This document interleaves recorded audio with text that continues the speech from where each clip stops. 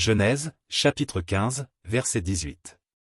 En ce jour-là, l'Éternel fit alliance avec Abraham et dit, « Je donne ce pays à ta descendance, depuis le fleuve d'Égypte jusqu'au grand fleuve, le fleuve Euphrate. » Ce verset n'est pas anodin.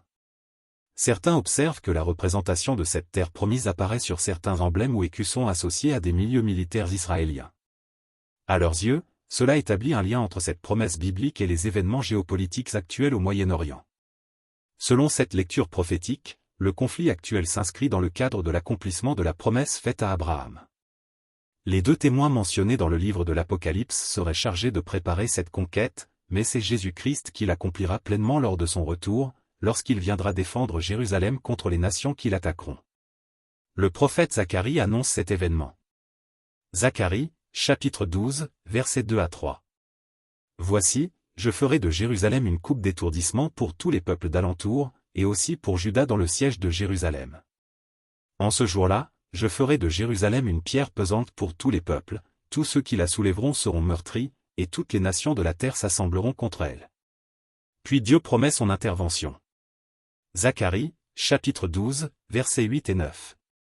En ce jour-là, l'Éternel protégera les habitants de Jérusalem, le plus faible parmi eux sera, en ce jour, comme David, et la maison de David sera comme Dieu, comme l'ange de l'Éternel devant eux. En ce jour-là, je m'efforcerai de détruire toutes les nations qui viendront contre Jérusalem.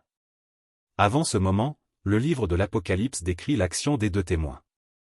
Apocalypse, chapitre 11, versets 5 et 6.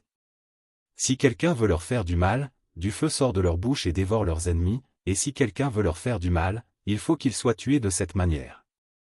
Ils ont le pouvoir de fermer le ciel, afin qu'il ne tombe point de pluie pendant les jours de leur prophétie, ils ont aussi le pouvoir de changer les eaux en sang et de frapper la terre de toute espèce de plaie, chaque fois qu'ils le voudront. Ces signes rappellent les miracles accomplis autrefois par Moïse, qui changea l'eau en sang sur l'ordre de Dieu, et par Élie, qui pria pour que le ciel soit fermé et qu'il ne tombe plus de pluie. Certains y voient également une image d'une domination exercée sur les airs et sur les nations ennemies.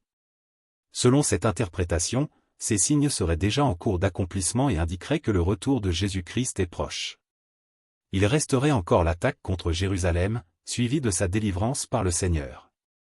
Dans cette perspective, les deux témoins seraient représentés par le président des États-Unis et le premier ministre d'Israël. Leur coopération durerait 42 mois, ou 3 ans et demi, conformément à la durée mentionnée dans l'Apocalypse. Ils accompliraient, selon cette lecture, un rôle prévu dans le plan de Dieu. Il convient toutefois de rappeler que cette identification des deux témoins à des dirigeants contemporains est une interprétation personnelle et non une affirmation explicite des Écritures. Enfin, lorsque l'Apocalypse annonce que Jérusalem sera foulée aux pieds par les nations pendant 42 mois, certains comprennent que cette domination s'exerce par l'intermédiaire de la première puissance mondiale. Ainsi, les intérêts politiques des nations concernées peuvent être différents tout en convergeant vers un même résultat dans le déroulement du plan prophétique. Cette interprétation peut paraître difficile à comprendre au premier abord. Cependant, un examen attentif des Écritures et des événements du monde permet, selon cette lecture, d'en discerner la cohérence. Rechercher cette compréhension est une manière d'honorer la connaissance que Dieu met à la disposition de ceux qui étudient sa parole avec sérieux.